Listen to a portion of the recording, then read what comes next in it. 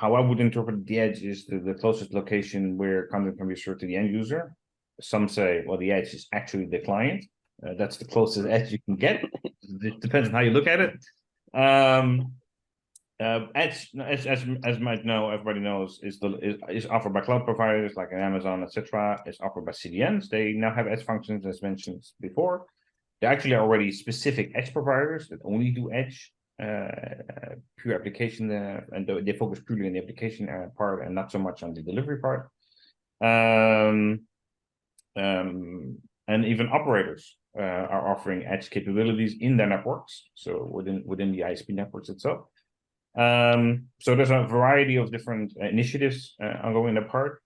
How do you see edge in relation to cloud and CDN? As an extension, as an add-on? Do you more use it on? Do you think it's more usable in relation to cloud? Is it more usable in relation to CDN? Where do you see edge going in, let's say, the next, let's say 1 to 2 years? Where does edge will take off? Rob, can I start with you?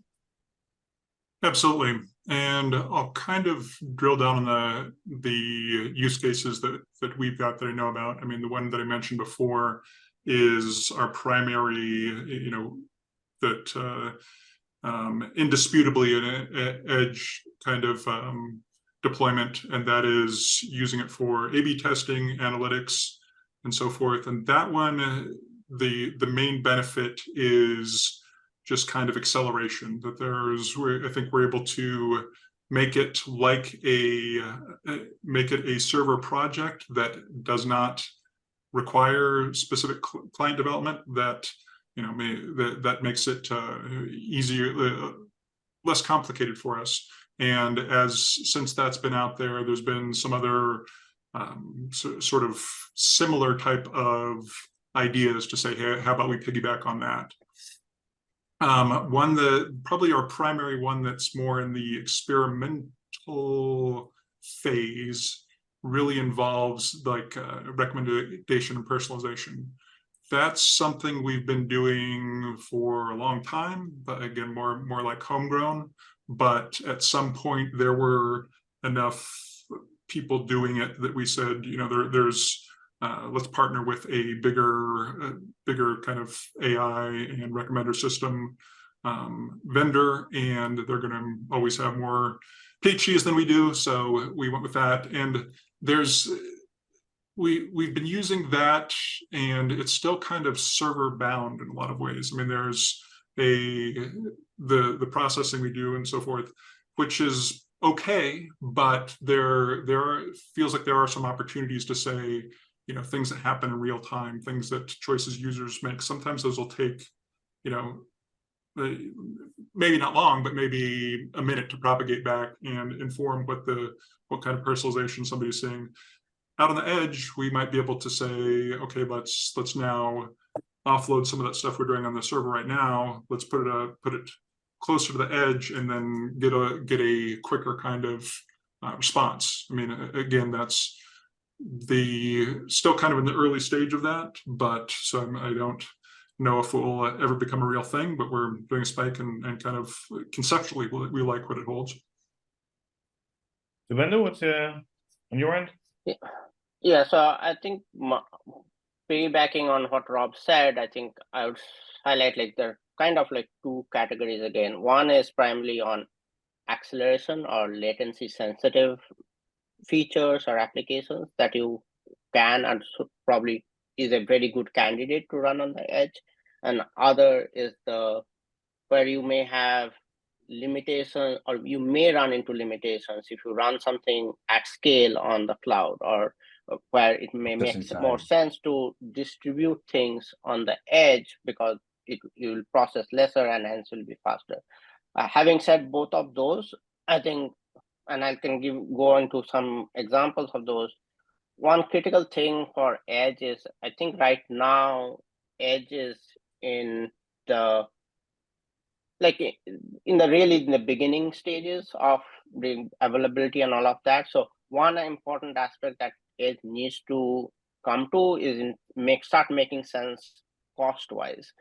If the cost on the edge is significantly higher from the cloud, then it becomes more difficult to rationalize processing things on the edge in large volumes, so to speak. Now, coming back to maybe some examples that you can run on the edge, I think, as Rob said, like recommendations or anything that is user customization, you probably can and be able to use the edge. So recommendation systems, ad insertions, manifest customization, and so forth. DRM services, where you may want to have DRM services tied to specific entitlements of users, so things like that.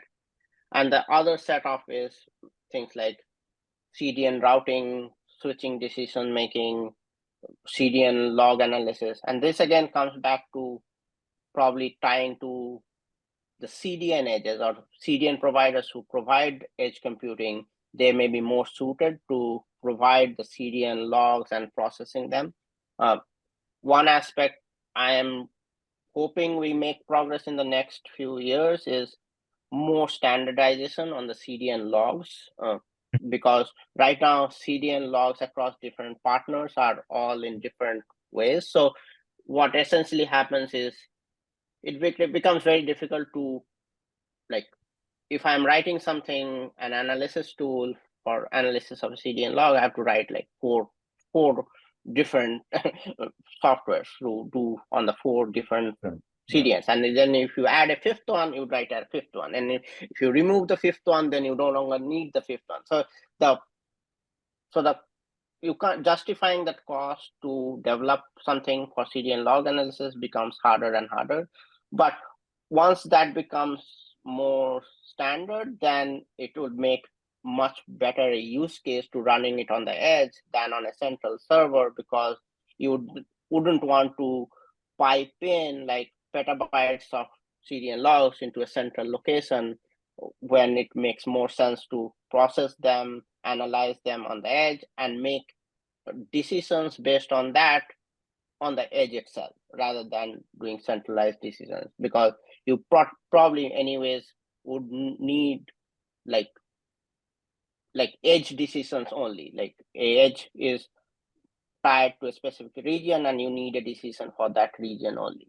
So those are pretty much my highest like elements that I would say would be the highlights of the edge coming in the next few years.